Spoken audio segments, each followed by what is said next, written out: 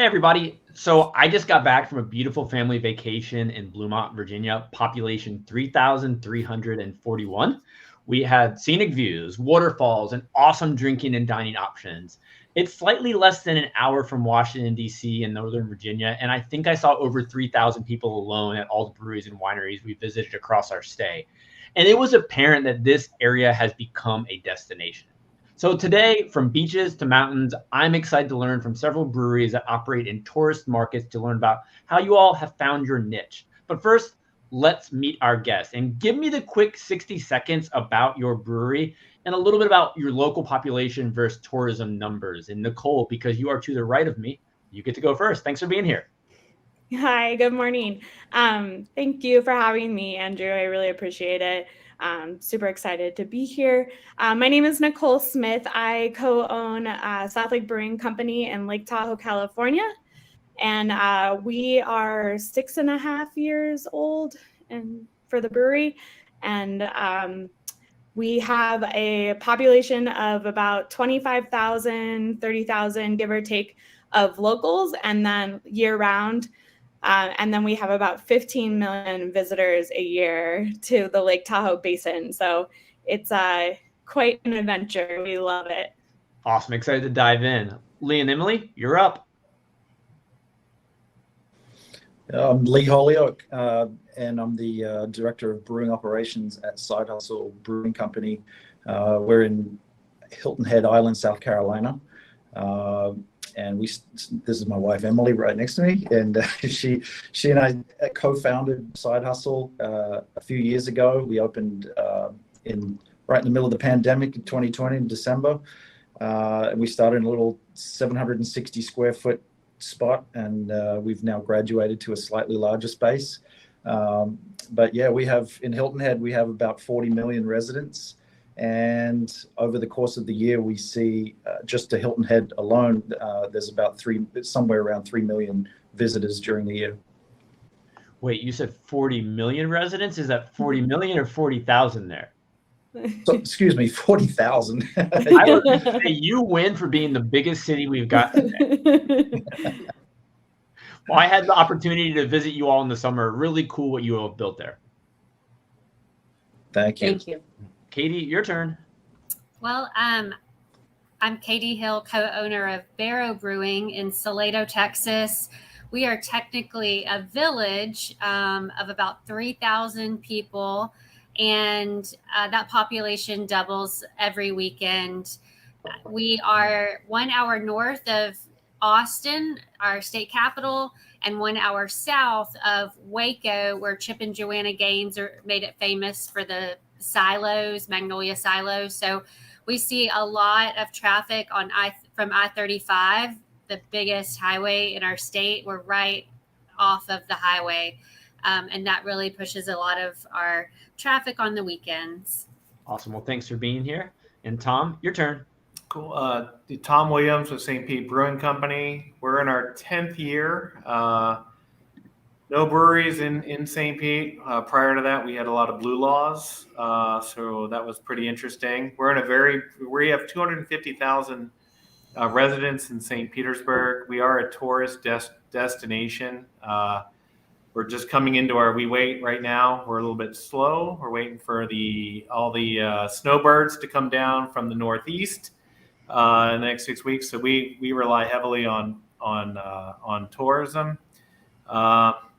And we make most of our money in the tasting room. So 80% of what we do is people in seats buying pints. That's our business model. No, I love it. So I'll start with you, Tom. Why did you decide to open up a brewery in St. Pete's?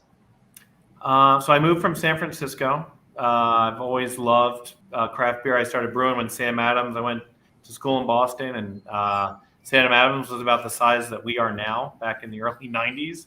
And when I moved to St. Pete, I felt like the town was fantastic, but it really didn't have a lot of things for itself except the beaches and the shores. And I said, well, it would be great to have a microbrewery to kind of showcase the lifestyle, what it means to be in St. Pete. So my wife and I bought a building, and same thing, went into huge debt to open a brewery and all of that. But I've had a passion for craft beer since it the early 90s. Awesome. Thanks for sharing. Nicole, how about you? I'd love to hear, how you chose your location for your brewery. Mm-hmm. Yeah, so Chris and I, my husband, we actually grew up in South Lake Tahoe. We're high school sweethearts. And when we went off the hill to the Central Coast for college, craft beer was absolutely booming. We fell in love with it. And after we got married, we knew that we wanted to move back in a tourist destination. There's very little long-term, like, lucrative jobs that aren't centered around tourism. And we loved craft beer. He started home brewing. Long story short, we were like, there isn't in our hometown, there isn't a production brewery that's focused on just the beer. There was a handful of brew pubs. And then there wasn't any like central community hub for the locals. So we, drafted the concept and worked on our business plan for 5 years and then finally opened our doors in 2017. Thank you for sharing.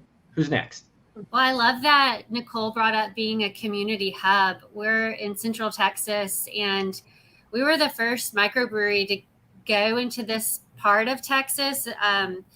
And it was just a foreign concept. Even though the craft beer scene was blowing up in Austin, this local population had no idea what we were trying to do. And we've had people, the locals that live here will say, I lived here for 20 years and I never knew my neighbor. And now they have relationships that they wouldn't have had. I think it's a really cool concept, something that wasn't actually one of our goals, but it's worked out really well to be just a place where people can gather and have a third space. And Lee and Emily, how'd you end up there in Hilton Head? Long story. Yeah, go ahead. I just came here for the summer, working food and beverage, didn't know what I wanted to do with my life. So I came down here and I never left. And that was 22 years ago. So a lot of roots, wasn't planning on going anywhere. Met and fell in love with Lee, and he was certainly we were not in the beer production industry. I was a fine wine sales rep. He was a tennis director. And then home brewing, I'll let you take it from here. Yeah, tennis is what ultimately brought me to Hilton Head and also the country. But I fell in love with home brewing many years ago and had this opportunity to literally open a brewery as a side hustle, hence the name. So I started off just brewing on the weekends and after work, and we would just open just a couple of days a week. And there was no brewery on the south end of Hilton Head Island, and it just one thing led to another, just went from there. And within 4 months, it was no longer a side hustle. So yeah. Nice. So Katie, I'd like to dive a little bit deeper into what you said. You talk about the importance of your brewery, your tap room being a community. So who is the audience at Barrow Brewing? I'd love to kind of hear what that looks like with regard to locals versus tourists. And, how do you target your marketing to appeal to both or whoever that audience may be?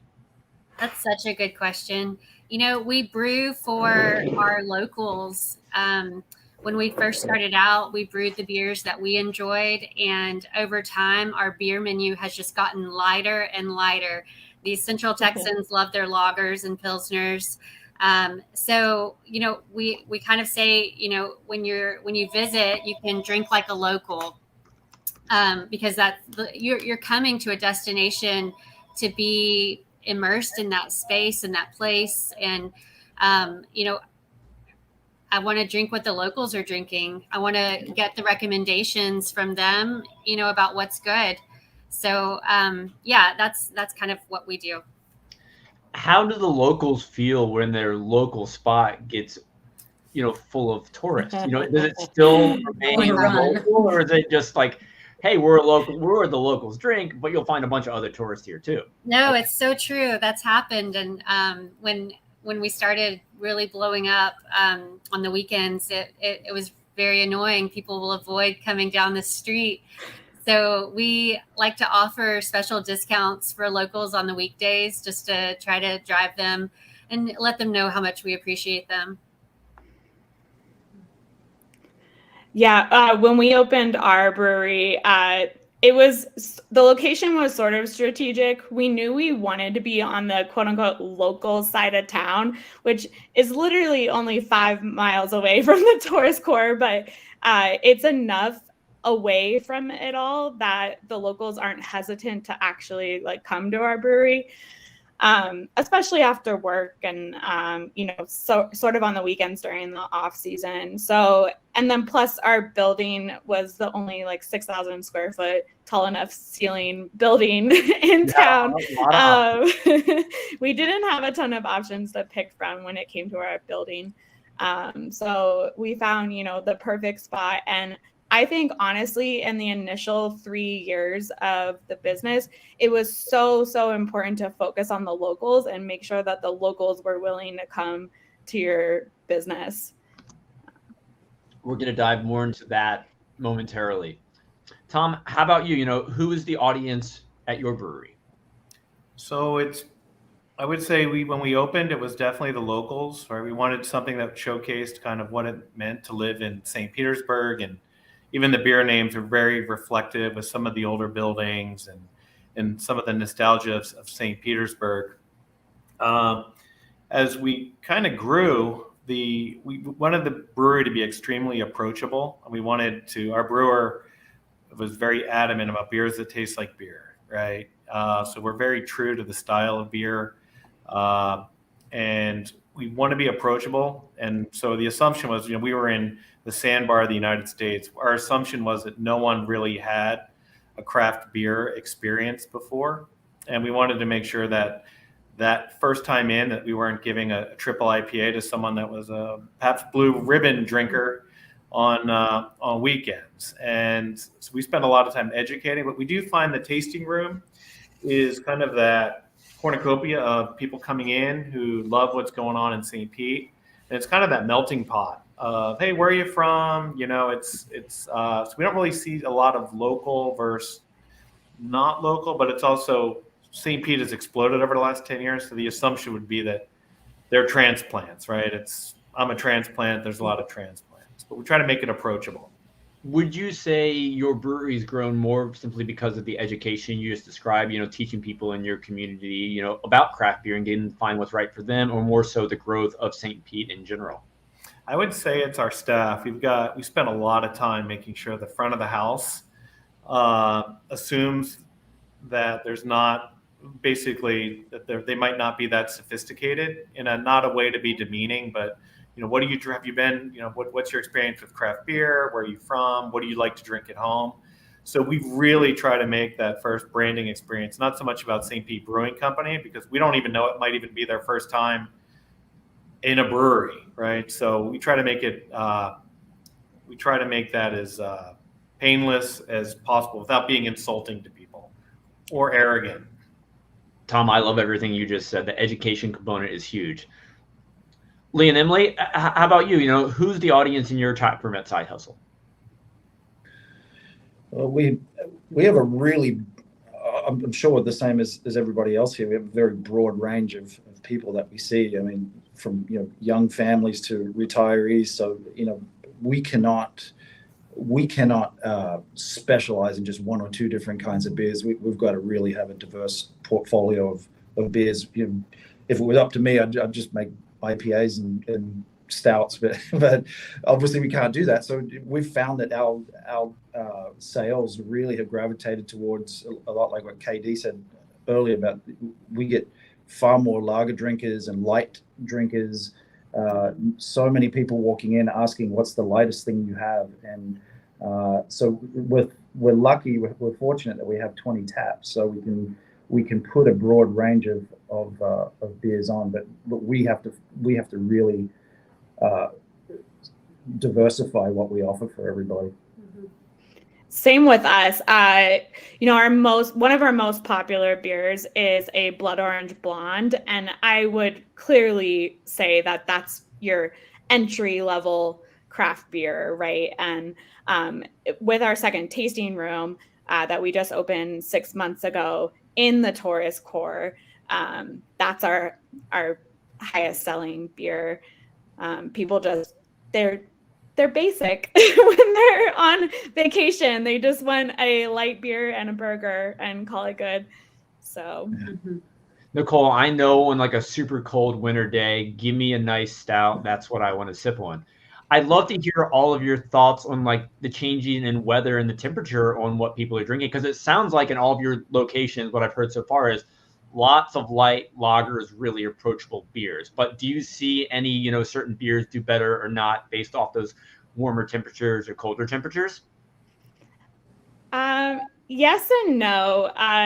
You know, IPAs are always going to be our biggest seller, hands down, even with the blood orange blonde being an option year round. But you know, that one sells during the summer a lot more than, you know, the darker beers. But obviously we try to put a dark beer or two on tap, especially during the winter. Right now we have a bourbon barrel aged stout on. That's amazing and very sneaky, and it's 11%. So if you're really feeling up for it, you'll try that one. But I really don't see a lot of seasonality in the beer styles, actually, from our customer preference. That's really interesting. Katie, what are your thoughts? Yeah, year round, our lightest beers are our best sellers, but we do brew some seasonal beers that coincide with festivals that are happening in our village and just with the seasons. And that's really important because those festival goers come, they return year after year, and they're expecting that special beer that was brewed just for them.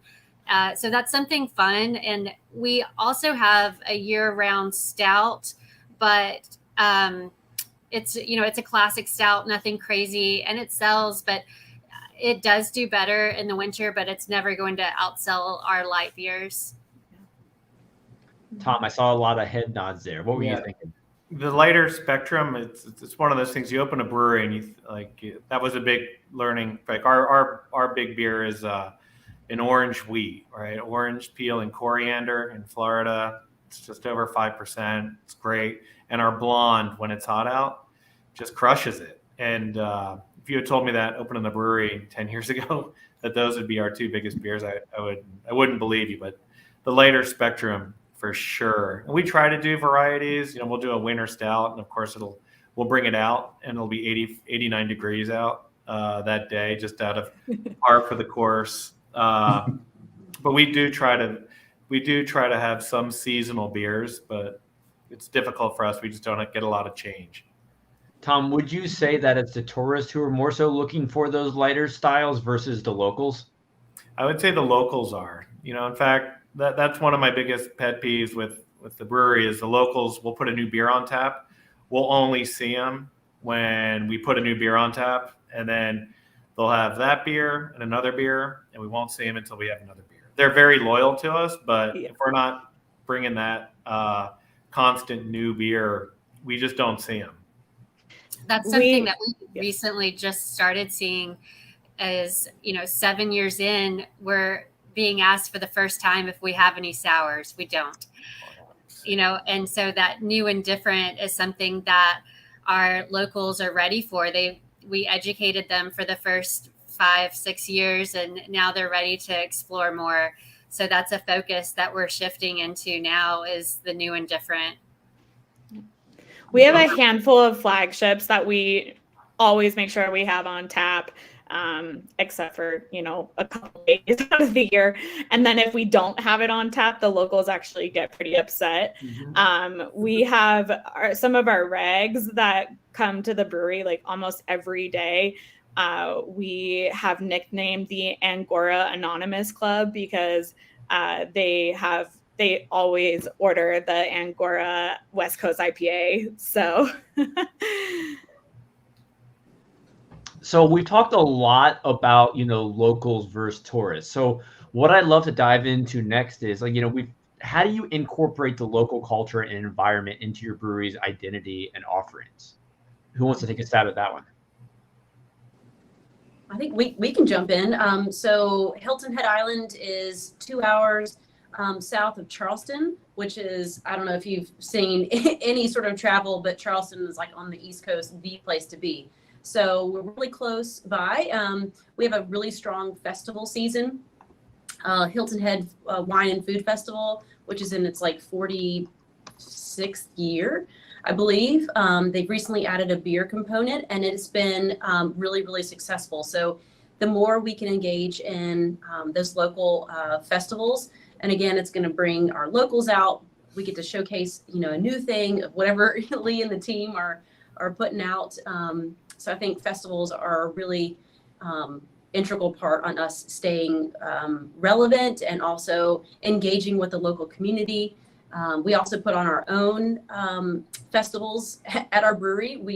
We're a huge space, like a 5-acre lot here. So Oktoberfest is going to be huge here at the end of the month. So just festivals are a great situation for us. Yeah, we also engage with the local community. Thankfully, we were able to give back a little bit, and we have an Island Legacy Fund that goes towards helping some local communities here. So we stay engaged with locals that way as well. No, Tom, you mentioned early on when you first opened your brewery, you named a lot of beers after, local buildings, landmarks. Do you still do that as you put more beers out, or how you keep that local feel?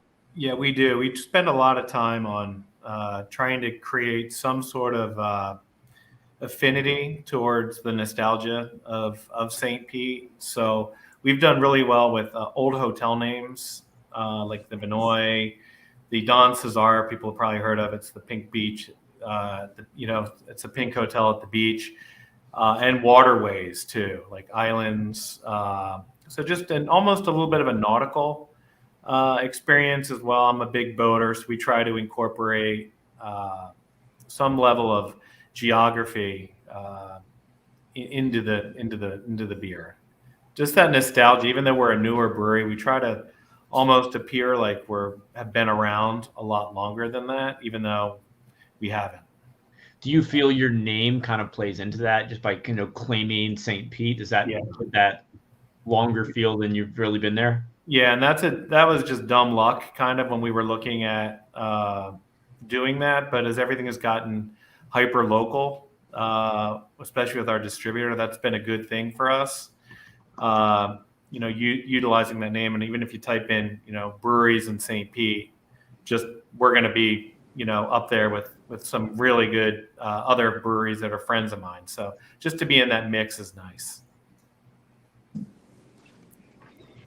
Yeah, our beer names have everything to do with the mountain, ski culture, beach culture too, the lake.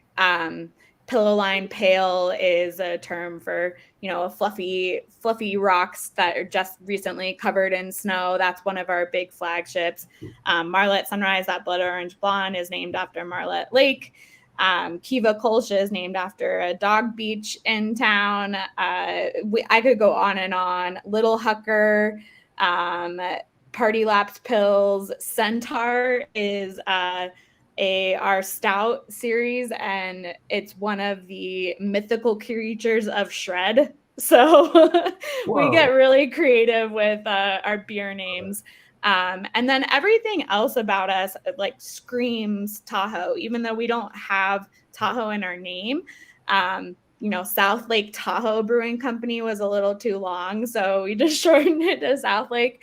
But everything about our brand, our merchandise, even our events, we'll do in November, we'll do a Pray for Snow party where we show ski and snowboard videos and then raise money for a local nonprofit that, helps teach underprivileged kids how to ski and snowboard. So it's really fun to incorporate everything about Tahoe into our culture and brand.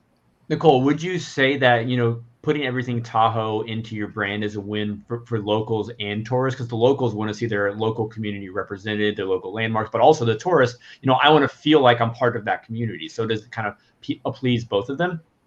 Yeah, I mean, it really it boils down to everything about us, right? And our success, the fact that we've incorporated Tahoe into everything. besides the name. But yes, I think both locals and tourists absolutely love the little, details of everything about South Lake Brewing Company. So That's funny because we've had locals and tourists both complain if our T-shirts that we sell don't say Salado, Texas on them. They get really upset because they want to, they want to advertise where they were. We learned that the hard way.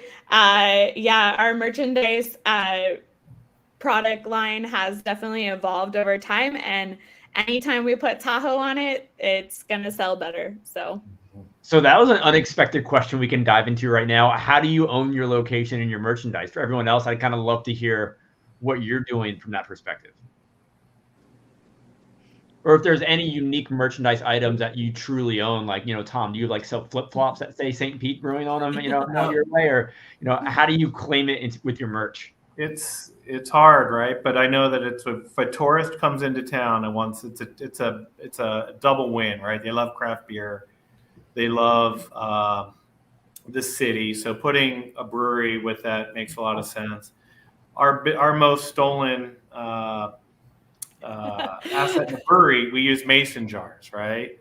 I see them all over the place, and we barely sell any, right? So they're all walking, but I think it's great advertising. I love that someone's stealing a mason jar and has it in their desk, and makes them smile when they're at work in Chicago, right? How many mason jars do you think walk over the course of a year? I think we say 10 a day. Oh my God. Let's call that 3,000 a year. Wow.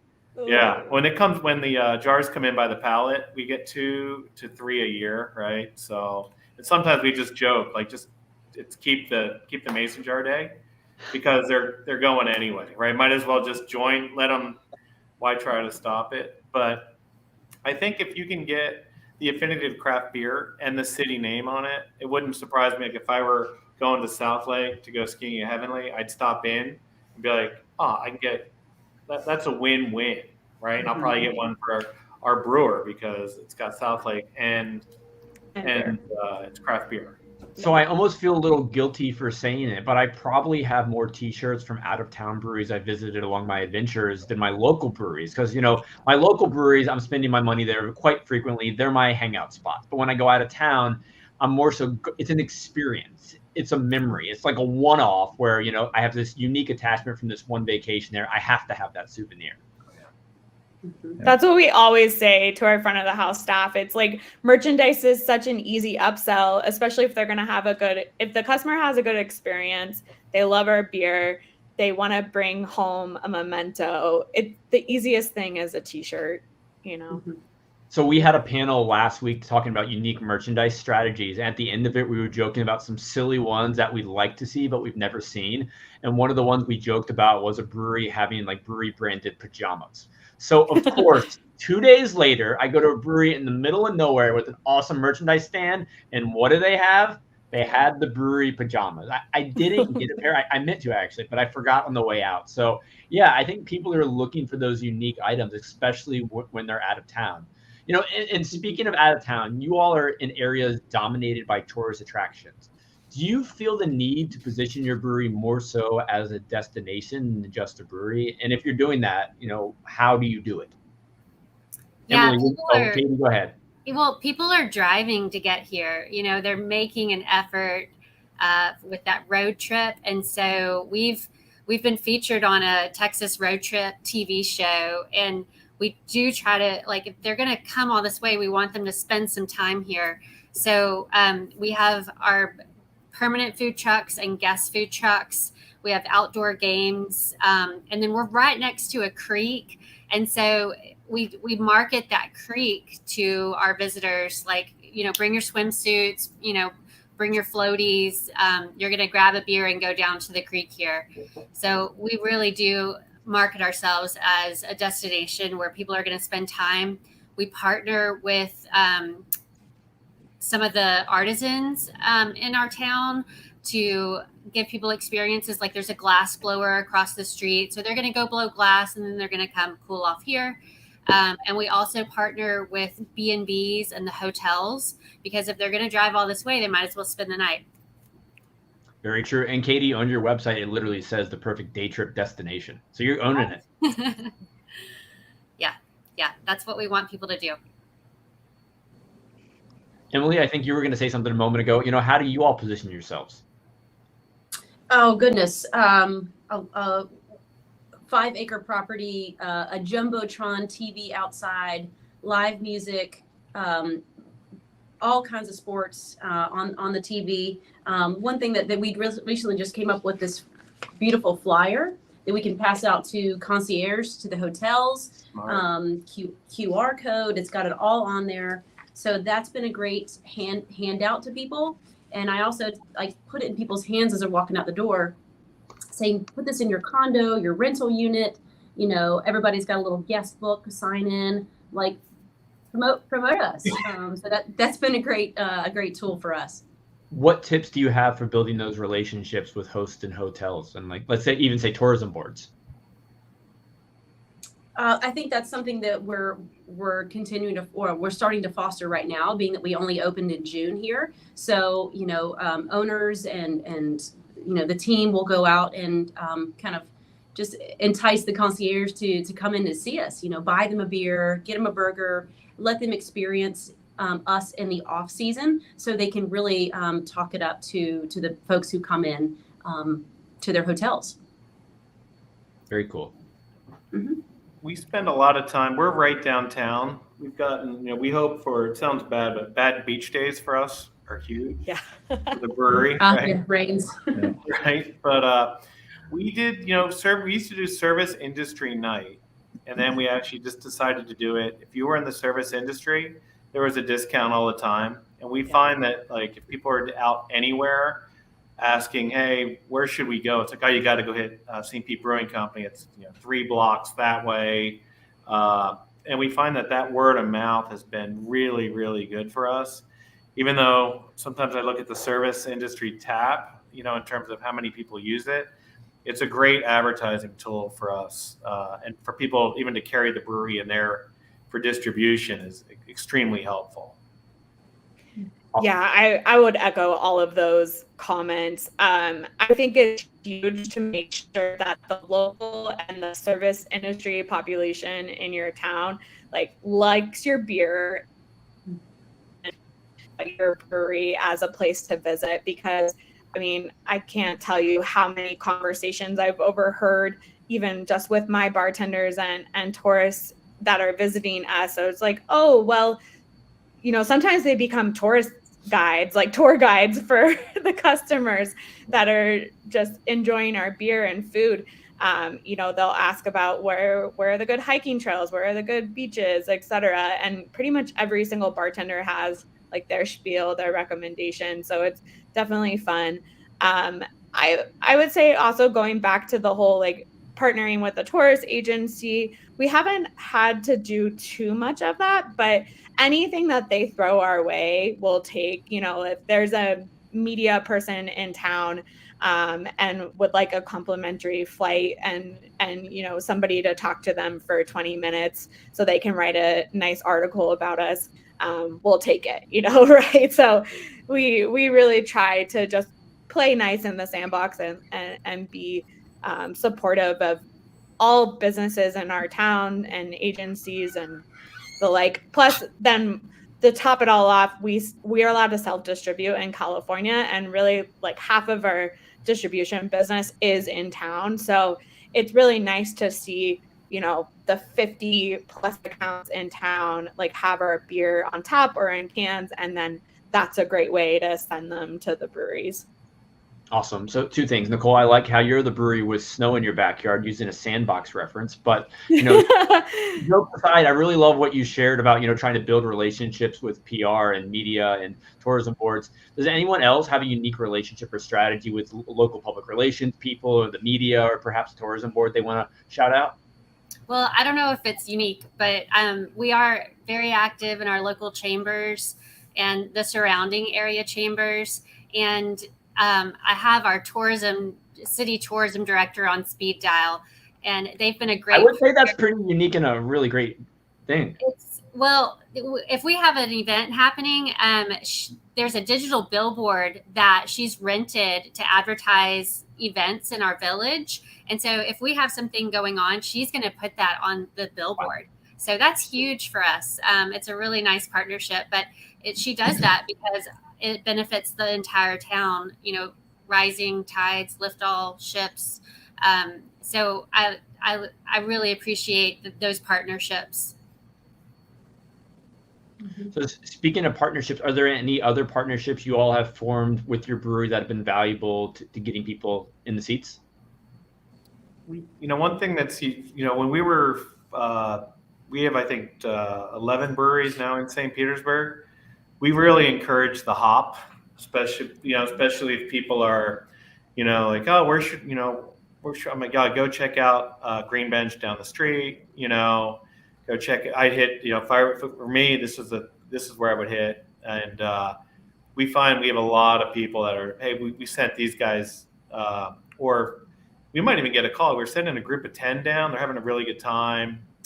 Just FYI. And really appreciate that, because that rising tide is real and it's true. And if we can make St. Pete a destination for people for craft beer, that's huge. Yeah, when people are traveling to your brewery, they're experiencing your entire town. And so if they have a bad experience somewhere else, it's going to affect their perception of you too. No, that's great insight there. Now, I'd love to dive a little bit deeper into the marketing side of things. We talked a little bit about partnerships thus far, but talk to me a little bit about how your marketing strategy is impacted by the seasonality and what marketing strategies have been most effective in attracting tourists to your brewery.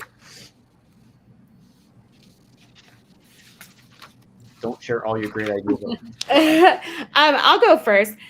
So I actually had to pause and think about this question a little bit more. Our marketing strategies aren't very seasonal. To answer your question directly, we always have, 1 or 2 emails go out a month, maybe sometimes more if we have a certain event or a brand new beer out that we really want to highlight. And then our social media strategy, obviously, like, you can't really say, oh, I'm only targeting tourists or I'm only targeting locals for this. So for us, like, the marketing really doesn't fluctuate with seasonality, but when we have a clear off season, like during the fall and the spring, especially after everything settled down with COVID and we had a gigantic wildfire in 2021. And so 2022 was kind of our first normal year again. And then we had a massive winter just at the beginning of this year. But long story short, we really just try to do a lot more events and a lot more like unique seasonal beer releases. The beers that we only release once a year, we'll try to release those during the off season in order to get that extra, customer influx. One thing that's interesting is we see our marketing dollars go 4 times further when I advertise north rather than south. Austin is a city that just has so much going on that there's no reason really for people to get outside of Austin.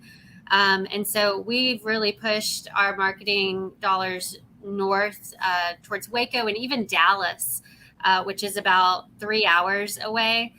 But people are willing to travel from there. We've experimented with billboards because we're right on this major highway. But it's hard to see that ROI because you can't just click and see how many people have clicked. Well, and Katie, you've got a free billboard your friend of the tourism board is just giving you anyway. Yeah, that one actually, I'll have probably 4 people a month tell me that they saw that billboard 4 hours away from us. And so that's really cool.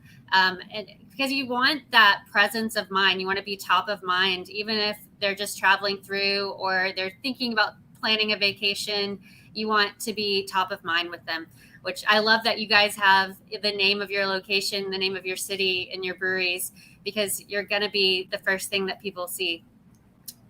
That's really smart. Should have done that. One follow-up, Katie, you mentioned you're targeting certain areas. Are any of you looking at the zip codes or cities where your guests in your tap room are coming from and then targeting more marketing based on that? Yes. Yeah, I did that. And for a while we were targeting Houston, which is 4 hours away. But we had so many customers coming from Houston in 2019. It was insane. But we've also done like really large events, fundraisers for our local fire department, and then reviewed the zip codes. And we see that for our biggest festivals, we have beer festivals and Oktoberfest and music festivals. We're not getting a lot of tourist traffic from those major festivals. They're all within a 50-mile radius, which we consider local. That's awesome. So it sounds like, there's definitely tourist season, but as you mentioned, Katie, there's definitely those events that rely heavily on locals. For everyone else, do you do those local focused events to show that community that you still love them?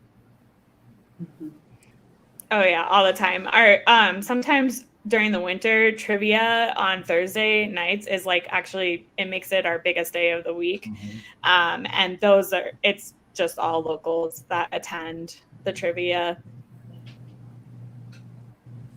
And Lee and Emily, how about you two? Once the busy beach season ends, what are you doing to keep the locals coming in? Any special events, or what's been wins for you all?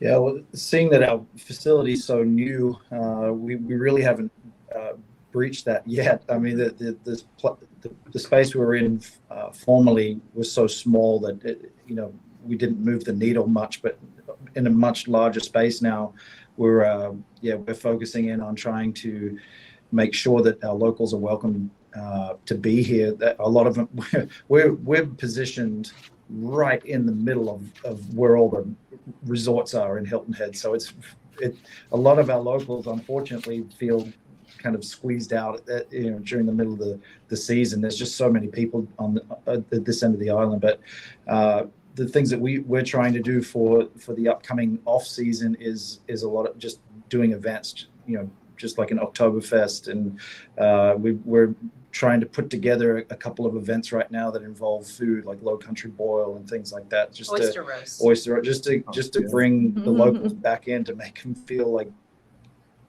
a place as well. And we're really fortunate to have a really large beer garden, and we it's for everybody. So we want the locals to feel like they can utilize it. So designing events that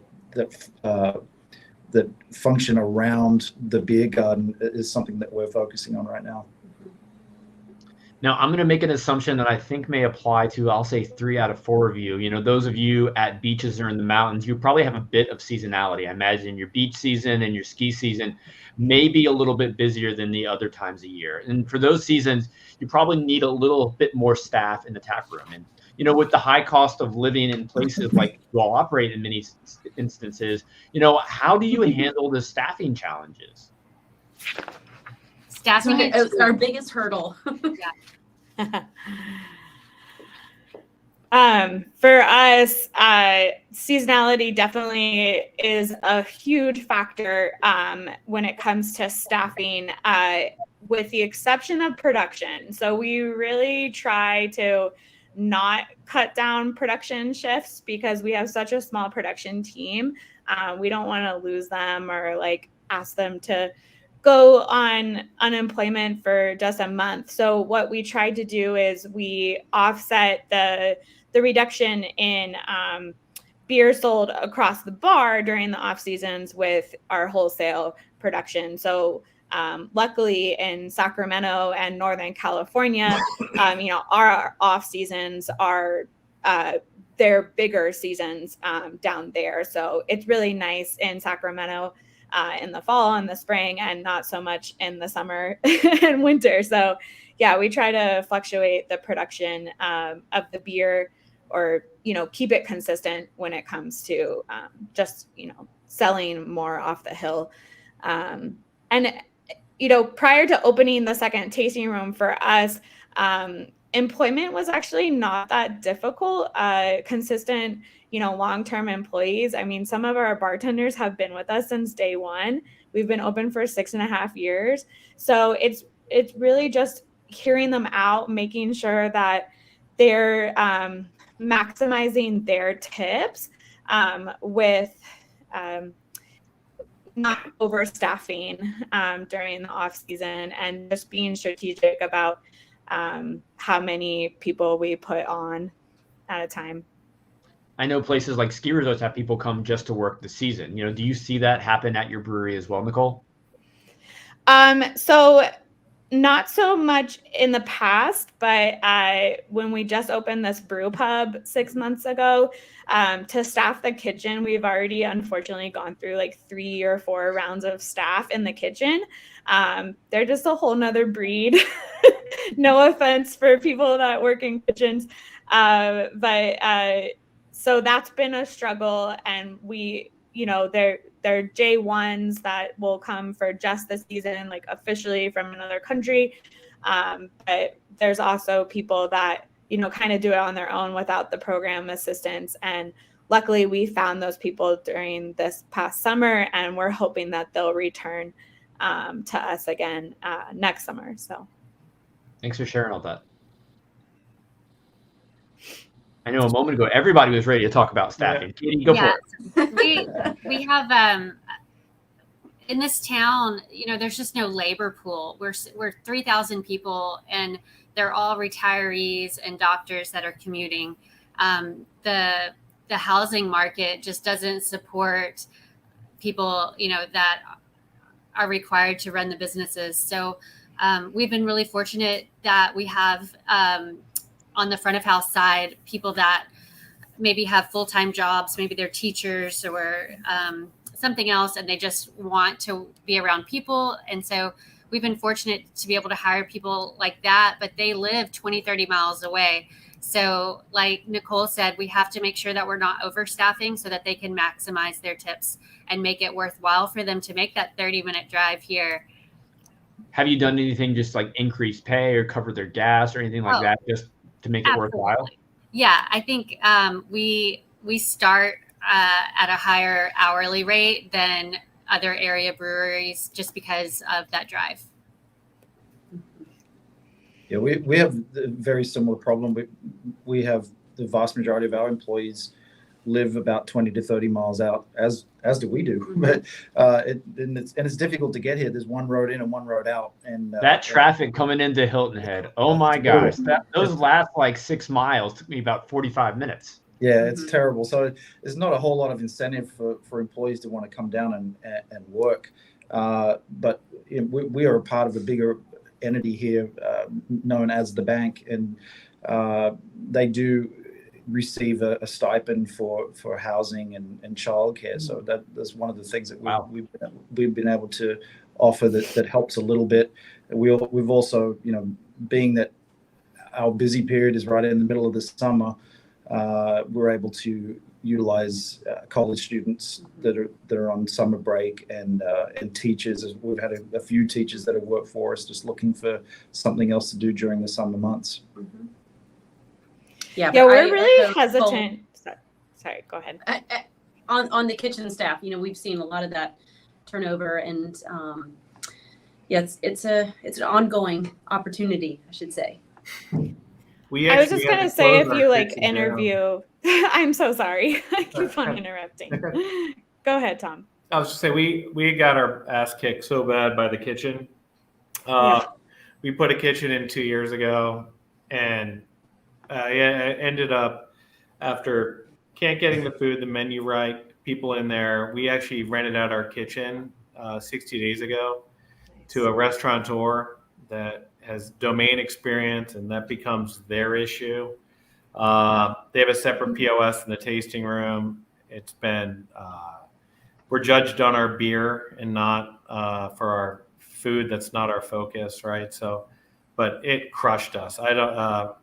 If you can do both, God bless you. We just got, it was the hardest thing I ever did, was try to get the food in the brewery. We've had conversations on that one before. It's definitely running in different business. Now, I'd like to continue with a question on challenges. We've talked about a couple so far. Are there any other unique challenges you find you experience that we haven't discussed yet based off being in a tourist destination that you'd like to share? We're about to do something. I don't know if you guys have done it, but we're about to implement the keeping staff and keeping them happy. We're about to have the credit card fees go. We're adding that plus, so we're not absorbing that as of October 1. Ask me how that goes, October 15th. But I'll ask you October 2nd. 4% fee service charge. We're going to give some to the staff, but really to absorb that fee. Everything has gotten a lot more expensive on the cost of goods side. Our electric bill used to be $2,500 a month last year. Now it's $3,000 a month. So everything is getting more expensive. So we're going to start having our customers, it'll say on the invoice, we use Arrived, breaking down that fee, that's going to be a plus cost for them, that we won't be absorbing that. But that for us is $2,500. So if we can give $1,000 to our team, they're super happy, and we're hoping the pass-through won't be a big deal. But keeping staff is tough. It's not so much the guys serving the beer, but the management of it. It's, you see them, I got married and have a baby on the way, and I'm like, oh, I love that, right? But are we going to hope that person, we have to make it a way for that person to stay because they've been here 7 years, but we're a small brewery and there's not a lot we can do. We try to do everything we can to keep those people. One of the things that we've been able to do recently is with some of the beer festivals and some of the things that we're involved with locally, the entities will pay for the beer that we supply. So we've created a new account for this, and this is just for our brewers. We've got a couple of brewers here that, and we put that money aside for them, and we use that for their purpose. So, for example, sending 2 of our brewers to the Great American Beer Festival this weekend, just to get out of town and have a nice perk of working for us. I think that's great. Yeah, I think it's safe to say that most breweries, if you ask them what's their largest expense, it's payroll. But I mean, that's your most valuable asset too. So it's really important to make sure that your employees are happy working at your brewery, that they're able to have a livable wage. And in California, we kind of are set up for success in a sense because the minimum wage is so high. So, we are able to, offer that, and, you offset it with prices. But honestly, our biggest challenge right now, and this has changed over time, but it is the long-term profitability. It is focusing on cash flow, especially during the off season, and getting your team involved and give them a heads up, hey, the revenue is going to reduce during this time frame because of seasonality. So we need your help to control the costs. Otherwise, we won't have a business, Yeah, we've been a lot more open with our staff about, not only their tips are going to go down, their shifts might go down, but just being proactive about hours and labor and, on the production side, just keeping everything as tight and lean as possible, because this is a hard time. Everything has gone up. So getting them on board with tightening the belt has been a new change for us. I think the X factor. Go ahead, Tom. Having the X factor in our business is actually, we're lucky to own our building. I've got a couple brewery friends that great human beings, amazing brewers, not the best visionaries in terms of their lease contract with their landlord, that have been, for South Lake Tahoe, if they did the lease, let's say, 5 or 6 years ago, and COVID hits, and now everything's twice as expensive, and their square foot rent goes from $12 in an industrial area to $25 because they didn't have a trigger in their contract for renewal. I'm seeing a lot of really good breweries not be able to adjust to that X factor of not having that lease next 5 years taken care of, and it's tragic, and it really for the families around those breweries and the employees, it just sucks. So we've seen a few of those in Tampa Bay the last year, which is just tragic. But it costs all these areas. We're in tourist spots, right? Everyone wants to live where we live. Makes it hard. Makes it hard to, unless you have really staying power. That's a big thing. Good insight right now. Now, as we wind down, I've got 2 rapid fire questions I'd like to hear all your advice on. The first one is we'd like to give everybody some sort of actionable strategy after listening to these panels. And you all have experience, operating businesses in tourist destinations. What's one piece of advice you'd give to someone operating in a similar market or considering opening a brewery in a place like yours? What would you tell them they need to do right now? And Nicole, you know what you're going to say. You get to go first. Not in my head. My biggest thing is, again, focus on the locals. Make sure that you have that local following, because the tourists are going to come and go. They may never return to your brewery, but the locals have the greater chance of returning. So just make sure you keep your locals happy. Yeah. Good one. I would say, we definitely want to echo the, trying to take care of our locals.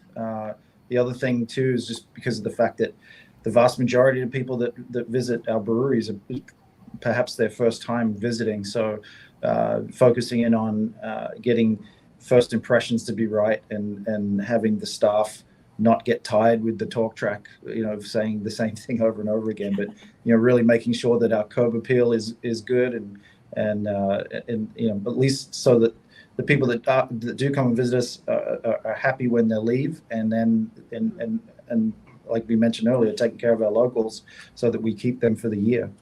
Bring their friends back. Be prepared to work. Yeah. Be prepared to work long hours. I'd like to say be proactive with forming relationships with your city officials, your city council, your chamber, and your neighbors, because you might be the place, that someone came to town for, or maybe you're just a side reason that they came to town, but it's all going to be better if you're working together. Love it. Tom? I'd say don't be afraid to fail. I think for our first couple of years, we were so in our heads about what will people think if this doesn't go well. And I think experimenting a lot and giving yourself the freedom to fail without beating yourself up is huge. And also be open to new styles. I mean, the hazy sour thing, our brewer absolutely hates. If even me bringing this up, he's probably rolling his eyes. But that's where the market is. That's where dollars are. That's where young craft beer guys are. Sometimes you got to be what you don't want to be. And I definitely get, we want to be, an ale place. But when people come in and want sours and ales and ask you 100 times, you probably should make them, or at least try. Awesome. Everyone, thanks for sharing that. Now, I've got one final fun question. I know when I go on vacation, I typically bring a good book with me. And I just started reading a book called Mixed Signals, How Incentives Really Work by Yuri Nizi. And it kind of ties into the conversation about how you motivate your staff and keep them excited and give them motivation to drive the extra 20 miles to work at your brewery. So for each of you, I'd love to hear that book, or perhaps, musician that pairs nicely with a vacation to your destination. So what book would you recommend? You can be fiction, nonfiction, or what song should someone listen to when they're coming to your place? Take it however you wish. And Katie, I'm picking on you first though, because you have a bookshelf behind you. So oh my gosh, yeah. What should we be reading if we're coming to visit Barrow? I'm looking on my Audible app to be like, what have I read recently? This is hard. Anyone else, feel free to jump in. Recommendation when visiting your town. If I were going into a tasting room, I love the band Slightly Stupid. 2 a.m. is one of my. I just love that freaking song, and I'm a numbers geek guy. That's my day job. So I love the book Traction, EOS, and I only make decisions based on numbers. It drives people nuts, but it hasn't let me down yet. So we should do that. Why should we do that? So I'm a big believer, and I think that's Gino. I can't remember his last name, but somewhere up there. I highly recommend it. It's a game changer. For us. Gino Wickman, that's a good one for Gino sure. Wickman, there you go. Yeah. Andrew, we're business owners. We don't read like books for fun. Well, I don't read either. In the morning, the only time I get to do it. Yeah. Anytime we go on vacation, we're just gonna, keep on working. So my most recent one was The Great Game of Business. It's kind of related to traction by Jack Stack and Bo Burlingham. I just absolutely love that concept. And, Larry Chase kind of turned me on to that book. Larry Chase is yeah, he's awesome. Shout out to Larry. So The Great Game of Business, getting your staff involved in helping for the success of your business. It's so key. That book is why I was an entrepreneur, Nicole. When I read that in 1995, nice. It made me get off the sidelines and do something. That's great. Great book. I just listened to Contagious, Why Things Catch On, and I thought that was a really fun book. That was also business related. But if you're going to walk into our tap room, you should have some Texas country music on your playlist. That's what we're all about. So I'm going to recommend Walt Wilkins, a Texas songwriter legend. And if you haven't heard him, you should. And he's played here, so that's cool. It's very cool. And last but not least, Lee and Emily, recommendation. Yes, a shout out to Heather Rath and Caitlin Lee, a podcast they just started. It says Hilton Head is still fun. So they've been here a long time. It's a complaint of locals. There's nothing to do here. So that's a really cool podcast. And then on the beer side, I listen to A Sense of Style by Julia Hertz and Jeremy Strohan. Really helps me stay on top of my beer knowledge game with my cicerone. Oh, I love the shout out to some awesome friends of the show here today. So, and I love how you all took that both the professional and personal way, got some really fun recommendations there. So Nicole, Lee, Emily, Katie, and Tom, thank you so much for all the great ideas and insight today. It was a pleasure talking to you about your breweries, and hope to share pints at your beautiful tap rooms before too long. So thanks again, everybody, for joining us, and we'll see you soon. Take care. Bye, everybody. Thanks for having us.